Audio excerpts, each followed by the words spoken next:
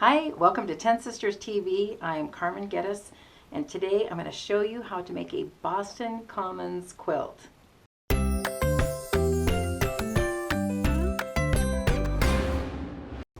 So have any of you ever heard of a Boston Commons quilt? I have loved this quilt. If you Google Boston Commons quilt, you're probably going to find a picture of a cute little lady sewing these squares together by needle and thread. This is a wonderful quilt that is all on point. It's just squares, similar to a trip around the world, but all the squares are on point. So traditionally, a very difficult quilt to strip piece. So I'm going to show you a little picture. This is on the back of my newest book. This is our Around the Block Quilts. And we have lots of quilts in here, but I am very excited about the Boston Commons, and that's what I'm going to demo for you today. Now, the way that we are piecing all of our quilts is on our EasyPiecing grid. Now, I've got a little bit different panel to show you today. This is our EasyPiecing Border Panel, and so you can see that it is a narrow panel that is very long. I am demoing on the 1-inch finished today. The thing that is a little bit different about our border panels is this is how wide the panels are. So because the panel is only this wide, on the 1-inch finished, you will get 6 squares across. On our 1.5-inch finished, you will get 5 squares across. And on the 2-inch finished, you will get 4 squares across. Now the quilt behind me is similar to a Boston Commons. I would actually call this a Boston Commons block. This is pieced on the 2-inch finished, and we'll have this quilt in a later demo. So for the traditional Boston Commons, well, let me back up a little bit. If you remember, when we design a quilt to be pieced on our foundation, we make what we call a quilt layout. So traditionally, we're taking a quilt and we divide it up into sections that are the size of our panel. Now our border panels are different number of squares across, 4, 5, or 6 squares across, but they're all 36 squares long. So because of that, I want to show you the layout for the different sizes. The one I'm going to show you today, because it's just a little bit easier to see, is the layout for the 2-inch finished. The reason for that is, do you see how this quilt is divided up into sections? But here are the sections. There are these long, narrow border panels. And then, so I'm going to show you how we piece these. And after these sections are sewn, you will piece them together on the diagonal. And that's what's going to give you that on-point setting for the whole quilt. So again, when we're piecing on that foundation, the fusible side is going to be up, and you're going to iron your squares down. Oh, let me back up. Let's look at this layout one more time.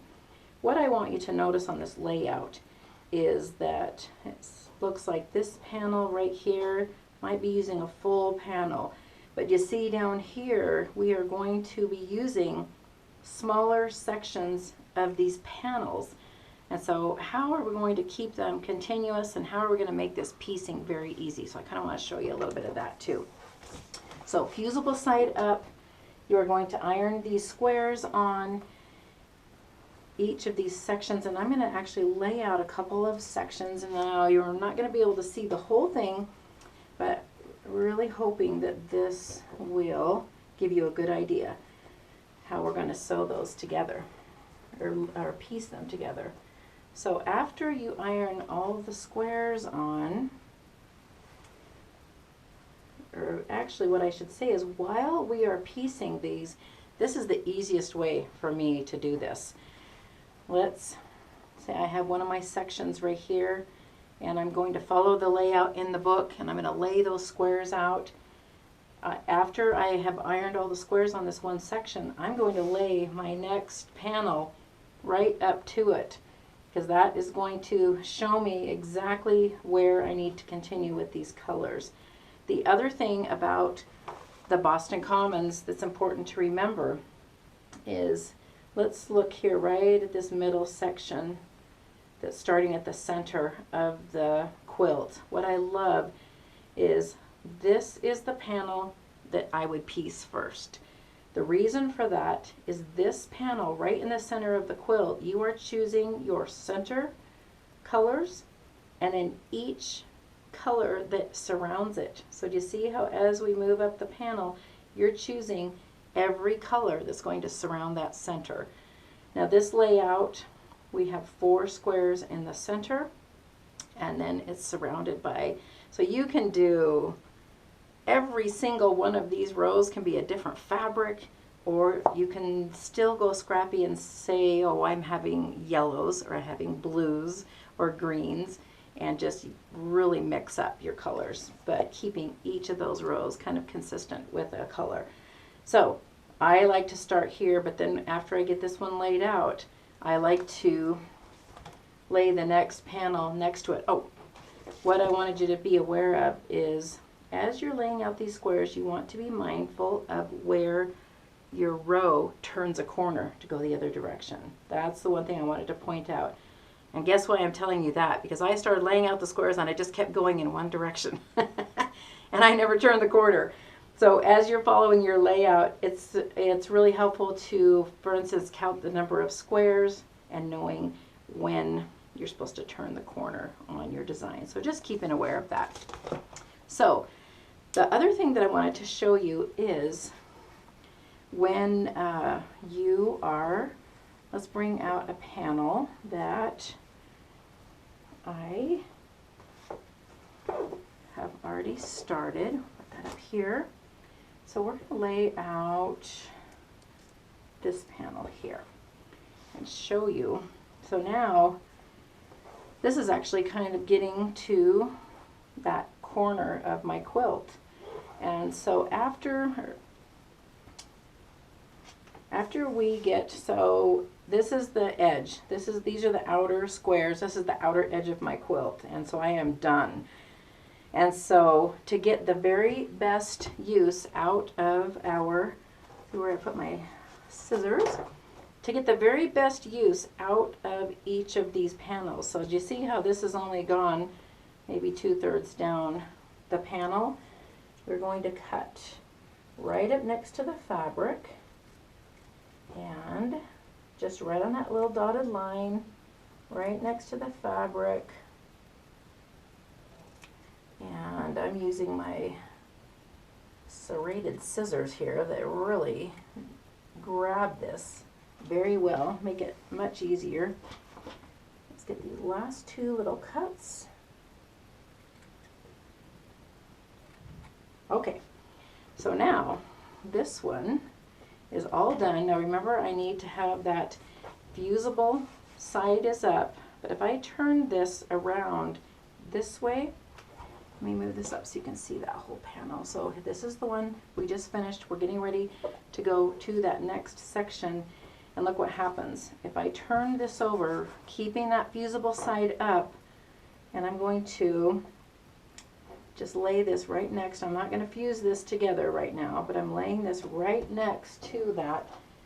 Then that tells me exactly where to, or I guess what I'm saying is this lines up perfectly to that next, it lines up perfectly to continue on with the next section. So basically what I'm saying is we're not wasting anything. We're not cutting it off straight and losing, because we have to, that edge is cut on an angle around the squares.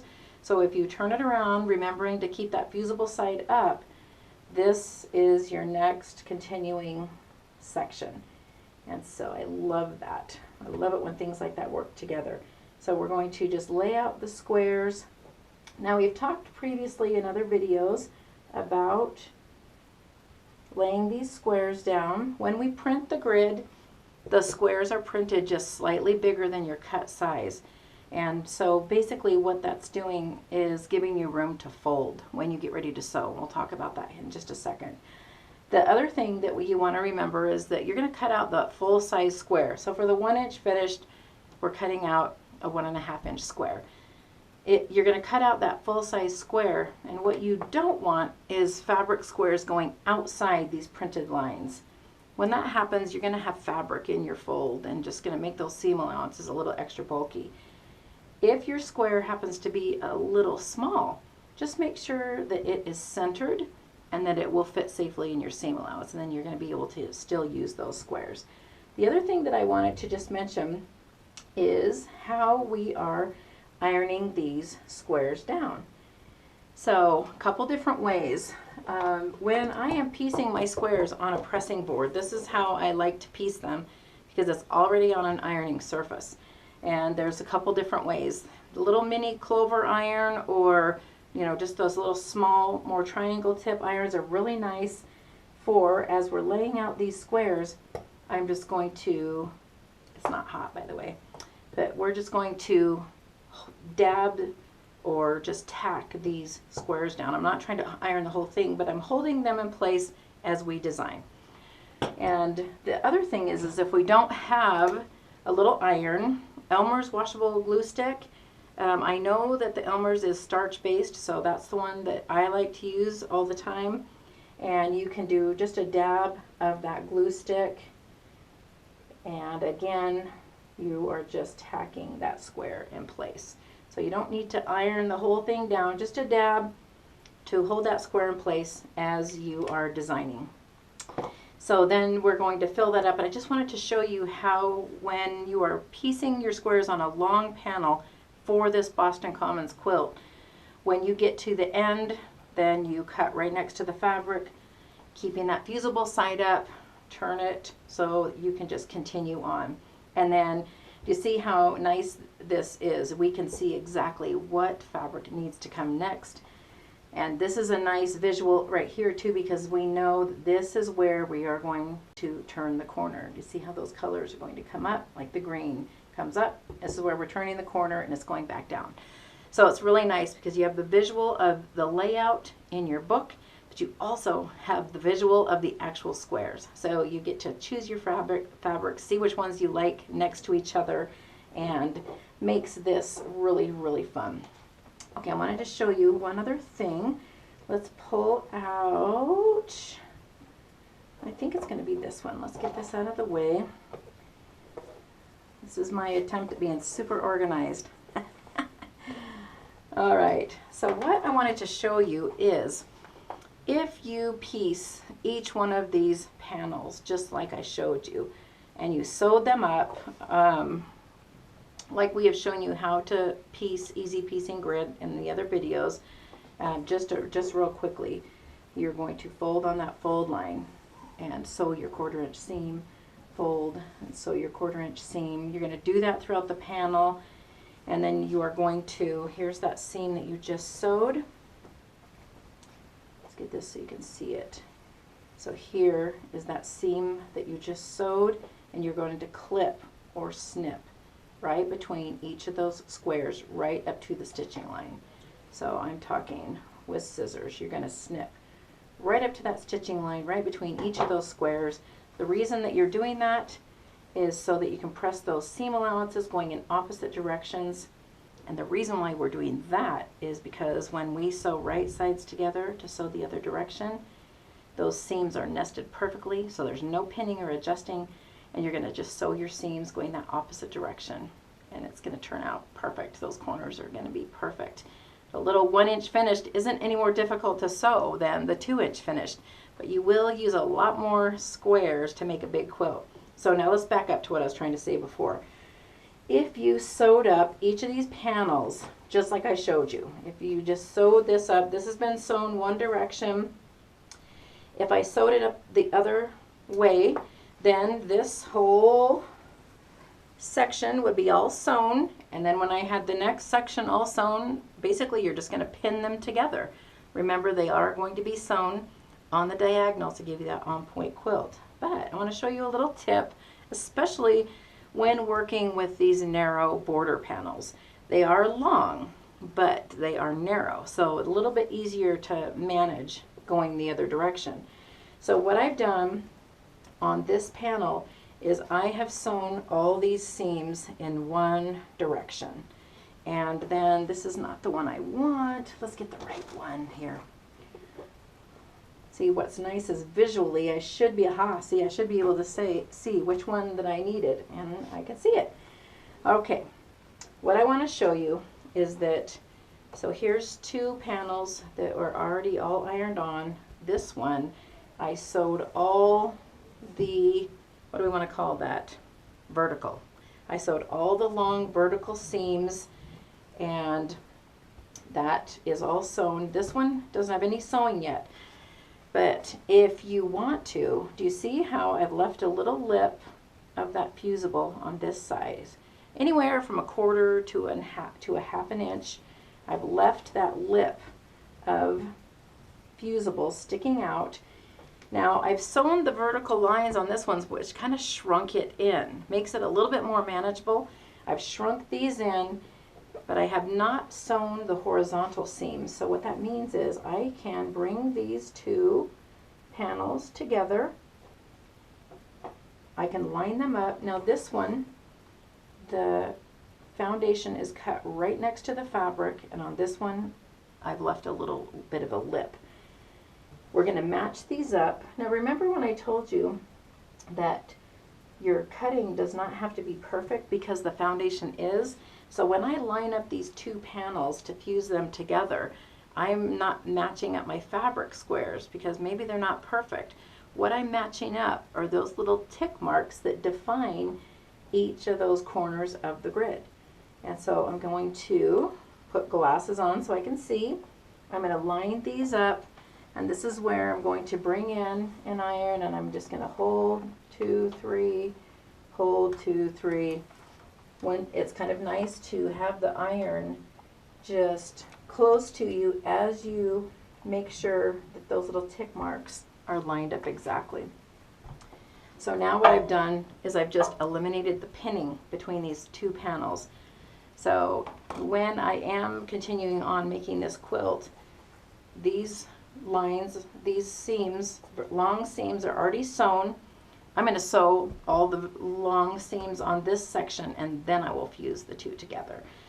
The other tip is that while I have a small manageable panel, I'm going to clip and press my seams on this one. And then after these are fused on, or rather before they're fused on, I'm going to clip and press the seams on this one. I will lay them together looking at the wrong side, making sure that I'm pressing those seam allowances going in the same direction throughout both panels. This is just going to help make this quilt a little bit more easy to manage. And also, which is a way bigger deal to me, we're going to eliminate a lot of the pinning. So we'll have another video coming up that you can look for that is just fusing tips. A lot of different fusing tips with EasyPiecing Grid. So we'll go into that in a little bit more detail. This is more specifically about just the Boston Commons quilt. Now, one other thing that I want to show you, and I don't have a super good visual, but I think this will help you to understand. I'm going to get the layout again so you can look at this. So on all of the quilt layouts, I am actually showing 2 squares deep of the outside color. Now you can just do 1 square, but let me just show you a little bit why I do that. Now remember that these short seams have not been sewn yet, but this will at least give you a visual. After this is all sewn up, we are going to need to cut this into a straight line, to give us the edge of that quilt top. And I do 2 squares of colors basically just to give me a little extra room so I don't have to be so careful about cutting off that outer point, if that makes sense. You can experiment with that, but that's just what I have found. So on the quilt layouts in the book, it's going to show 2 colors on that outside edge, and that's just going to help give you a little bit extra fabric to get a nice clean edge on that quilt. So I hope this helps a little bit in this Boston Commons quilt. We will be showing more of this wonderful, wonderful quilt. And so I want to thank you for coming and watching our demo today. Click like if you liked the video, and we welcome you to share it with your friends. If you click on subscribe, you'll know that when we give you some more videos to watch. And thanks for coming and watching me on 10 Sisters TV.